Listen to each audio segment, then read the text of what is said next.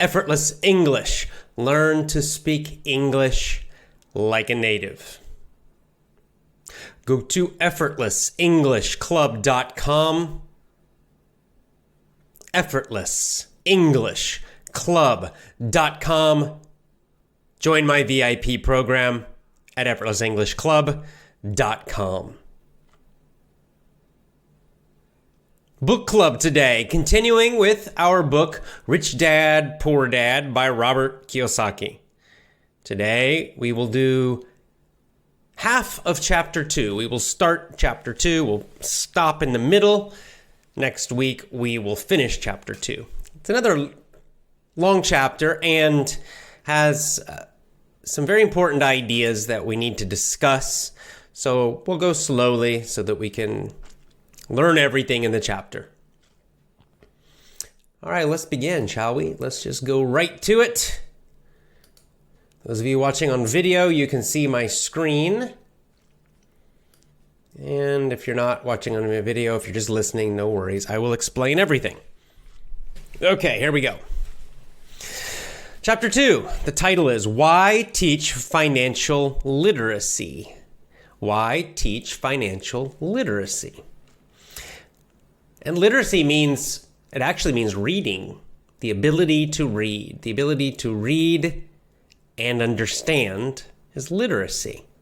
So financial literacy means able to read and understand finances, money. What does that mean? Well, we'll find out in a minute from the chapter. So let's continue.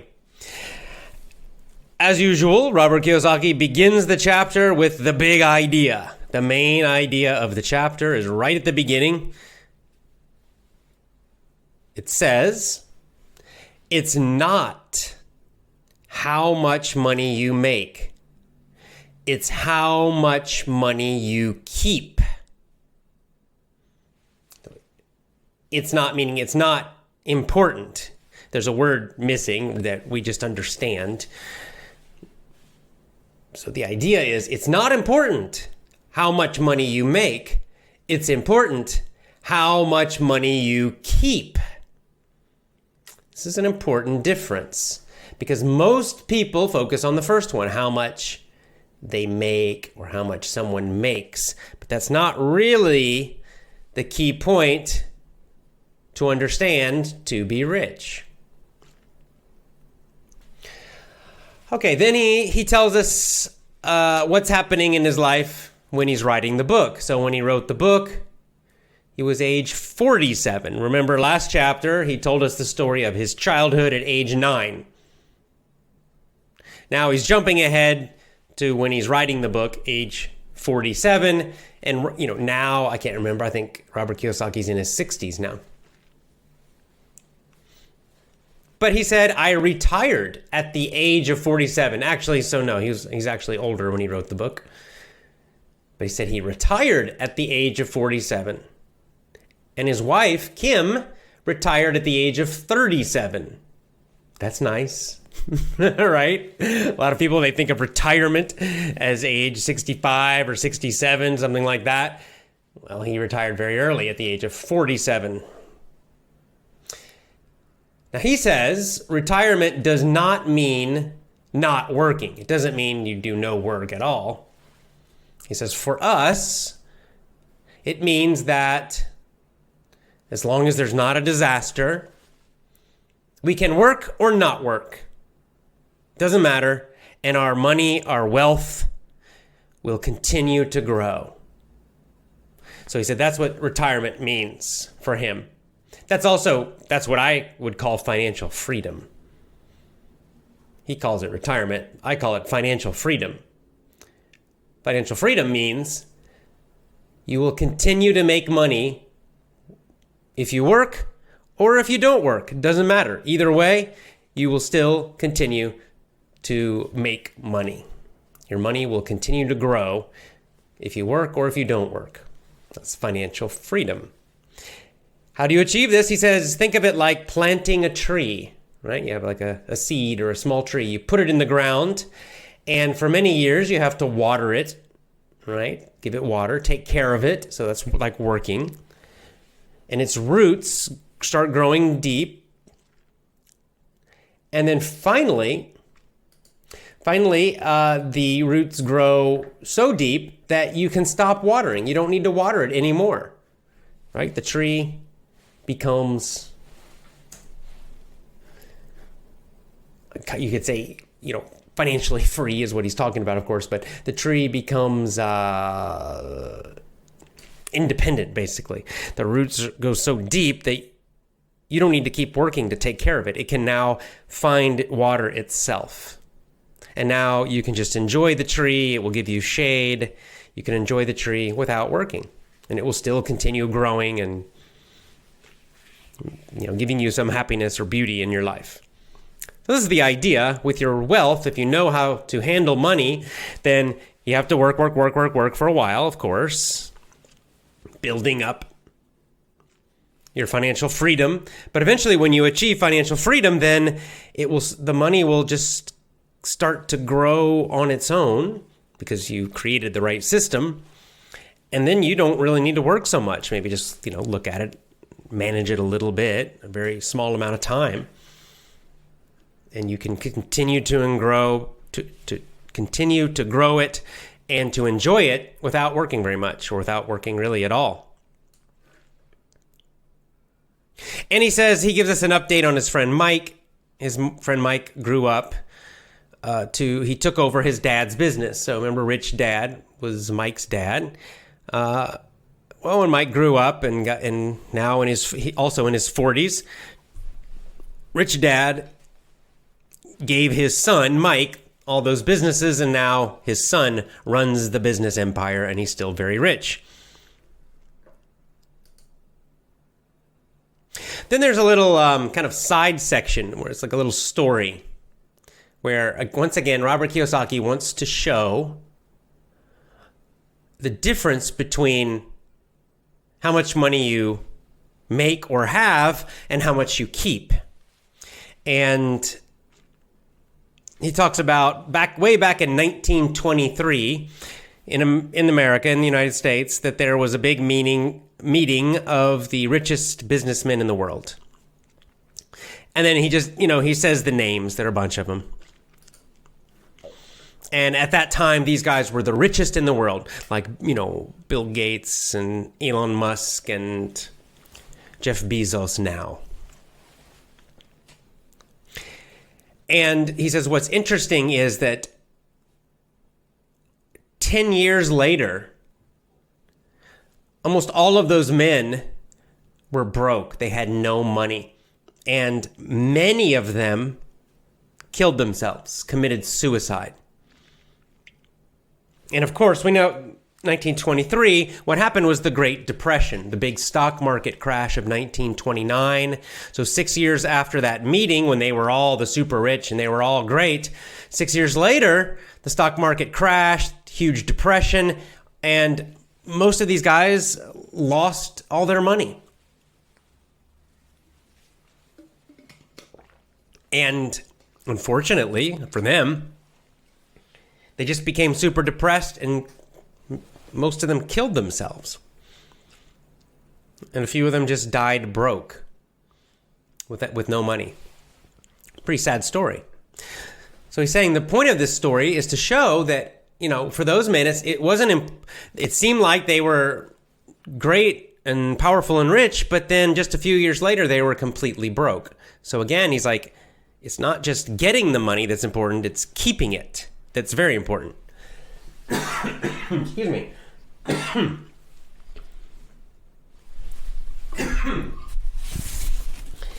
So his point is, he says that intelligence solves problems and produces money.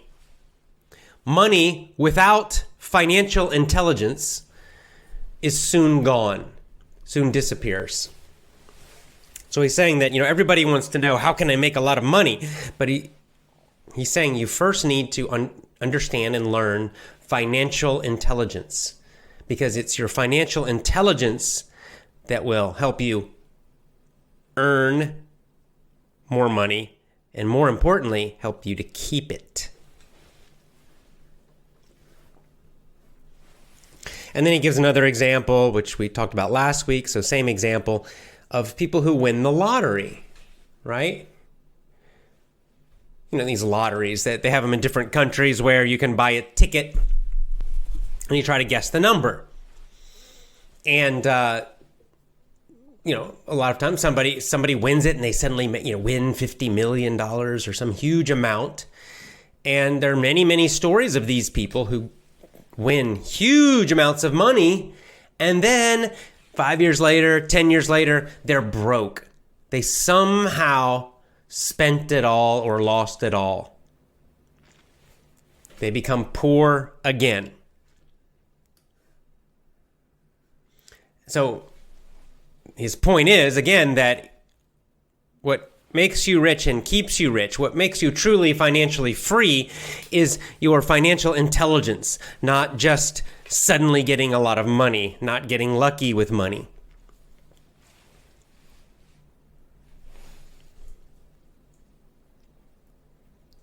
And he points out that most people don't have this. He mentions that most kids graduate from school with almost no financial foundation, financial understanding, financial literacy. So he's saying that our school system does not teach this. Even though we live in this modern time with these modern systems of money, and money is at the center of our lives, we don't learn how to make it and keep it. Most of us don't learn in school. Most kids don't learn. And then finally, he gets to rule number 1, which he says is the most important rule of this whole book. In fact, he said it is the only really important rule. That if you just remember one thing from this book, remember this one rule. This is how you get rich and stay rich. And it's super simple. Are you ready? Here it is. Rich people acquire assets. The poor and middle class acquire liabilities that they think are assets. Rule number 1, you must know the difference between an asset and a liability, and you must buy assets. So the rule is you have to know what is an asset and what is an liability. What's the difference between those two, asset, liability? And then you have to buy assets. That's how you become rich. That's it.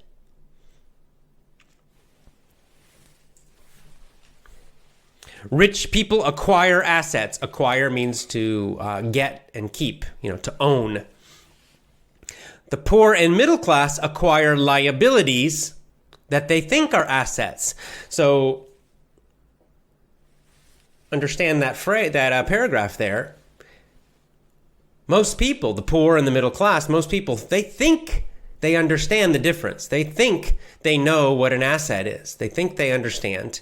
And they think they are buying assets. But they're not. They're actually wrong, and they're buying liabilities, and that's why they never become rich. Or if you prefer, you can use the word financially free instead of rich. So what is it? Here's the very easy definition from Robert Kiyosaki. Now, this is not the definition you will find in a dictionary, and it is not the definition you will find in an accounting textbook. So it's important to understand this. This is a very practical, personal finance definition of an asset and of a liability. It's very simple, it's very clear, and very important. You must understand this. If you don't understand these two, then you're not understanding his book and you're missing the whole point of Rich Dad, Poor Dad. So here it is. It's very simple. An asset puts money in my pocket, in your pocket. A liability takes money out of your pocket. That's it. We'll talk a little bit more about it in a second. So he's saying that if you want to really understand assets and liabilities, and if you want to get rich, you need to understand the numbers, right? Not words, not the definition in words. You need to understand how the numbers work. You have to be able to read the numbers, right? Your financial numbers. Money's about numbers. So then he has, if you're watching on video, you can see he has these little diagrams. And it's just 4 rectangles. 2 rectangles together on top, and then 2 rectangles together underneath. The 2 on top are called income statement. They're labeled income statement. And one rectangle, one box says income, and the other says expenses. That's the top, income statement. On the bottom, there's also 2 boxes or rectangles. The bottom says balance sheet. And one box says assets and one says liabilities. So we have the income statement on top, which is income and expenses. And we have the balance sheet on the bottom, assets and liabilities.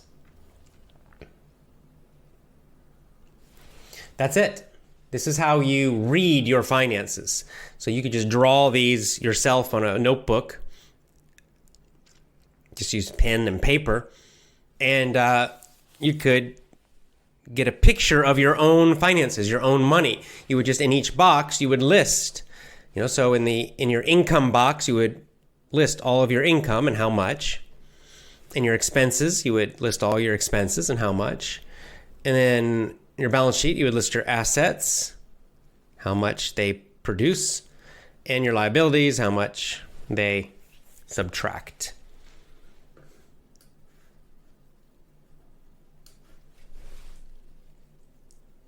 Then he says, let's look at the cash flow of a poor person. First he shows of a liability. So there's a connection between these 4 boxes. So liabilities are connected to expenses. Assets are connected to income, right? Because liabilities create expenses. Assets create income. That's the definition, right? Liability takes money out of your pocket or out of your bank, right? Therefore, it creates an expense. And so he shows on this little thing, he has an arrow. He's got a circle and liabilities. So there's a liability. Then a line, it goes up into the expenses. And then the line and the arrow go out. So out of your bank account, right? So you have the liability. The liability is a property. Okay, it's something you own. It's a liability. This liability creates an expense. It costs you money. And that expense causes the money to go out of your bank. That's how a liability works.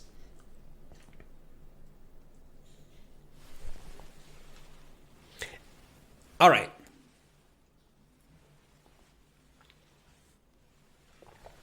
Next, he shows some what he calls cash flow patterns of the poor, the middle class, and the rich. So he shows these are very simplified. He says these are simplified just to exaggerate and give you the basic idea. So here's what poor people do. Poor people have a job which creates income, a salary, right? So the arrow first, there's a little circle for job. It goes into income for their salary. And then the line goes down into expenses. So in other words, what do they use their income for? Poor people use their income for expenses. They pay taxes, they pay rent, they buy food, transportation, clothes, computers, phones, whatever, right? They buy stuff. So whatever income they have, they spend it and it goes out. And that's it. That's what poor people do. If they make $5 from a job, they spend $5. If they make $100, they spend $100. If they make $1,000, they spend $1,000. That's what poor people do. Then he shows what do middle class people do.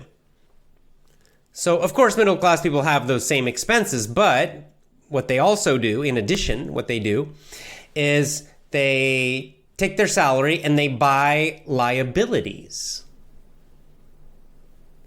What are liabilities? He gives some examples. A mortgage, that's a house loan. So they buy a house to live in. That's a liability. They buy a car with a car loan, right? So most people, when they buy a new car, they get a loan from the car company or a bank. When they buy a house or a condo, same thing, they get a loan from the bank. So these are liabilities. They have credit card debt. So they buy a bunch of other stuff using their credit card debt, that's a liability. And then possibly other loans also. So those are liabilities, and each of those liabilities costs money, right? Each one creates an expense, right? There's the mortgage. The loan for the house creates the expense of a monthly mortgage payment, right? It's a mortgage payment. That's the expense. A car loan that you own, you own or you have this car loan, or this car, and it creates expenses, right? You have to pay that loan every month. So that's money that goes out. Credit card, if you have a credit card debt, well then every month you have to pay at least the minimum payment. That's an expense every month. That's the middle class. Now, rich people may have some of those things too, of course, but he shows you what's most important for rich people is this. They buy assets. They may do it in the beginning with a job, and instead of buying liabilities, they buy assets. And that's the key difference for the rich. They may also have some of those same liabilities, like the middle class, but they also buy assets. And then he has some examples of that. Real estate, right, which produces rent income. Stocks can produce dividends, that's income. Bonds can produce interest payments. And then intellectual property, businesses, all of these kind of things. Those are assets that they own, and those assets every month produce income. They put money into the bank. Rental income, dividends, interest payments, that kind of thing.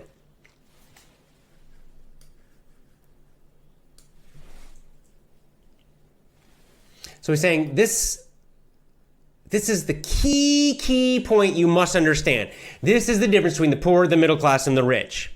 If you don't understand this, he's saying, if you don't understand how to use these cash flow diagrams, patterns, if you don't understand how to buy real assets, if you don't understand what a real asset is, if you're confused, like most people, and you think liabilities are assets, then you're never going to be rich. You're never going to be financially free.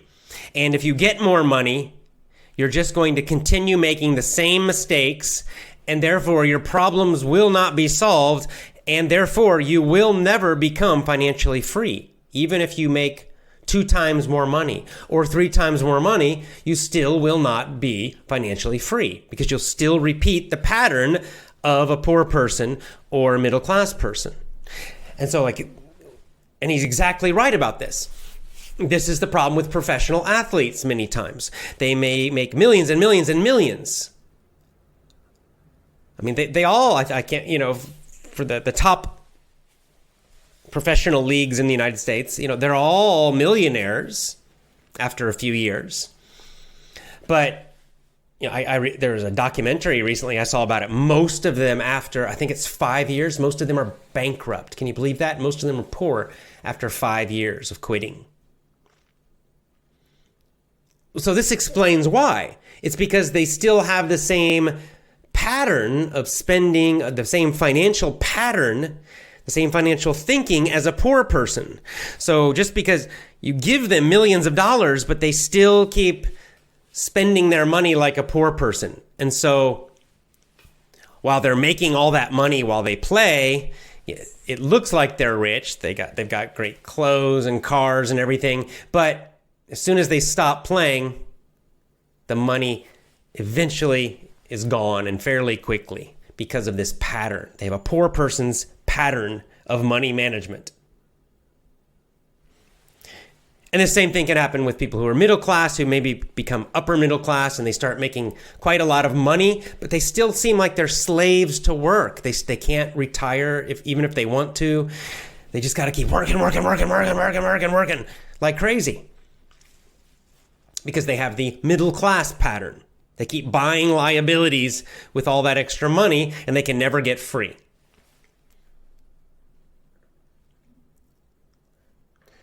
So he's saying most people just spend everything they get. So if you give them more, they just spend more.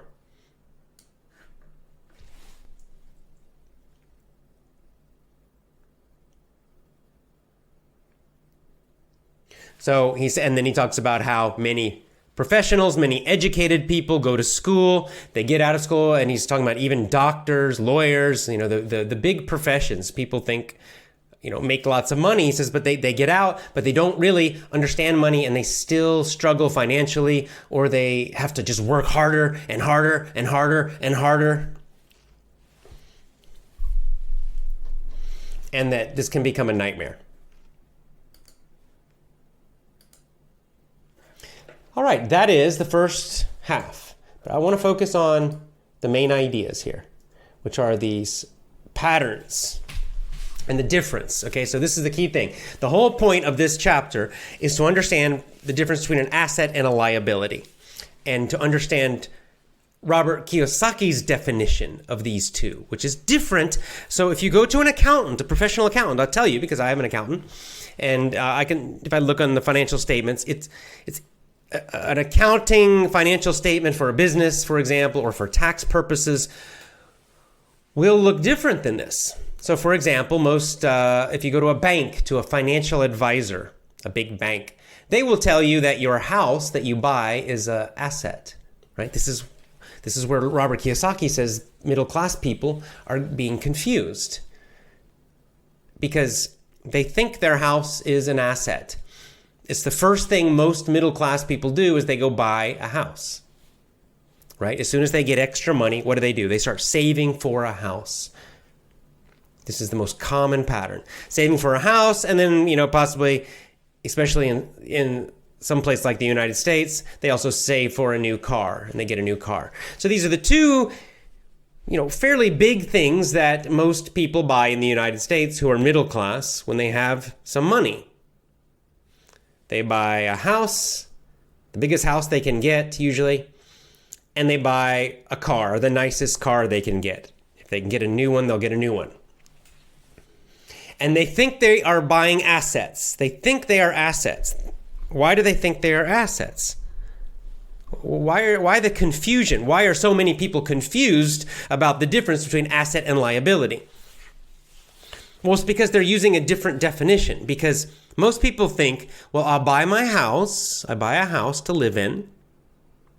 And it's an asset because I can sell it later for more money, right? If I buy it for $100,000 and 10 years I'll sell it for $150,000, I'll make money. It's an asset. Yes. So I'm going to buy a house. This is a good investment.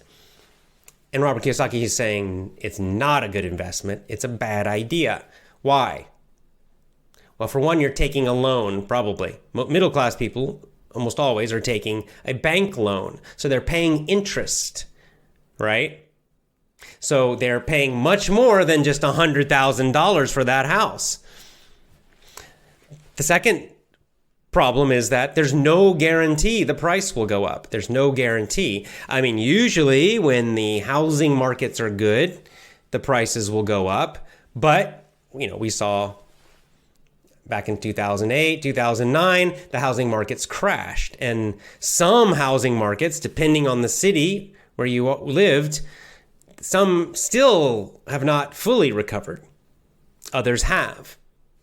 But you never know when that crash might come or how long it will last.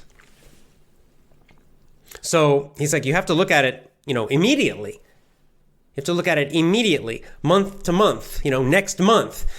Does this thing you bought, this property, does it add money to your bank account or does it take it out? That's the definition. Not what might happen 5 years from now or 10 years from now. No, what will happen right now, this month, next month. So that's why he says, if you have a bank loan on your house, next month you have to pay. That's an expense. Every month you are paying the bank for your house. It's an expense. It's taking money out of your pocket, out of your bank account. Therefore, your house is a liability. It's not an asset. It is not making you richer.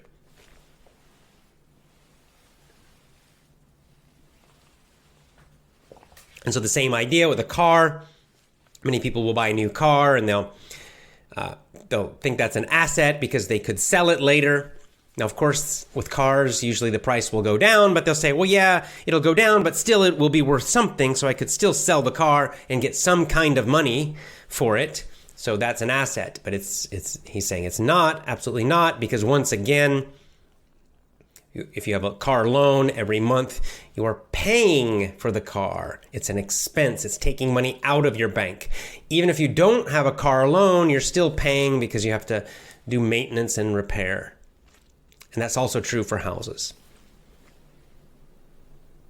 So he's saying this is the big central point of confusion,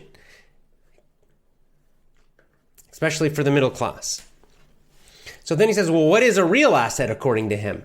What are assets according to him, right? So an asset is something that puts money into your bank account, let's just say every month, basically in the short term right now.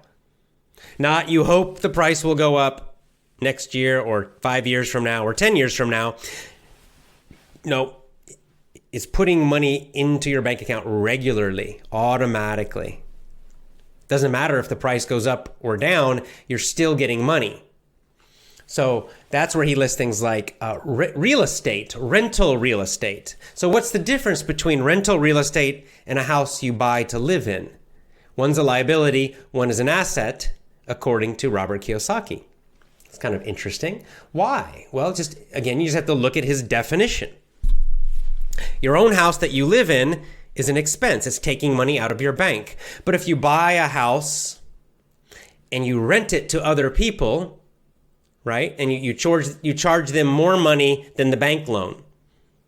So every month you're getting some extra income from that house because you're renting it to other people.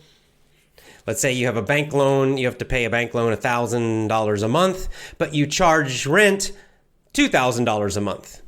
So you're making $1,000, right? You're making a profit of $1,000 per month. So every month, the rental real estate is adding $1,000 to your bank account. That is an asset. That is an asset. It's making you richer every single month. It's adding to your bank account. It's an asset. It's a simple definition. It really is super, super simple, and it's a great way to think about money. I think for most people, this is exactly what you need. Now, if you're running some huge, big company, maybe you need much more complicated accounting, but for 99% of us, this is how we should be thinking. He's done a really good job of making it clear and simple for all of us. And if you just follow this rule of his, you will eventually become financially free. And especially when you follow my rule also, which is cutting your expenses down and living as simply as possible. So another thing, he mentions stocks as an asset. Why are stocks an asset? Is it because you can sell them for a higher price later? No, actually not. No, that's actually not what makes them an asset. Because again, you don't know if they will go up. They might go down. Let's say you buy, it's called a stock index. You buy an index of the top companies in the stock market. Again, let's say you buy, you buy $1,000 of stock. Again, you don't know. Next year, it might go up, it might go down. So that does not make it an asset. Why is it still an asset? Because dividends, it means every month or sometimes every 3 months, those companies will give a little bit of money. It's not an interest payment, but it's sort of like that, like a small percentage. They'll give you a small percentage of how much you own. It might be 1, 2, 3%. It's usually not high, but it's some percentage, right? So if you own $1,000 in stock, maybe let's say you make 2% every month. Or it's usually actually an annual, but let's say something like that. Okay, so 2%, 3%, 5%. Doesn't matter what it is, that little bit of money from the stocks, those dividends go into your bank account, adds to your bank account. Even if the stock price drops, so even if the stock price it's 1,000, now it drops, the price is 500. So if you sell it, you'll lose money. But if you don't sell it, if you just hold it and continue to own it, you will still get those dividend payments. It will still produce that income. It might be 2%, it might be 3 or 4 or 5%. Every stock's different. But the point is, the reason it's an asset is because it's producing that income, that little bit of income. As long as you own it and hold it, you will keep getting that little bit of extra income every month from it. It's an asset. It creates income. It adds to your bank account monthly. And then, interest payments, again, interest rates right now are super, super, super low. So you will make very, very little. But still, if you have a bank account, a savings account, and let's say it pays you 1%, it's still an asset. That 1% payment every month is a little bit of money added to your bank account. So the savings account is also an asset. Because again, how do we know? Because it's adding to your bank account, not taking money out. This is the main idea of the whole chapter. This is the only thing you need to understand from this chapter. All right, so just remember that. An asset is something you own that puts money into your bank account regularly, usually monthly. A liability is something you own that takes money out of your bank account regularly, usually monthly. How do you get rich? You buy assets. You buy more and more and more and more assets. Every time you have extra money, you buy an asset. As you buy more and more assets, you get more and more income, and you buy even more assets, and that's how you eventually become financially free and rich. All right, go to effortlessenglishclub.com, effortlessenglishclub.com. Join my VIP program. See you next time.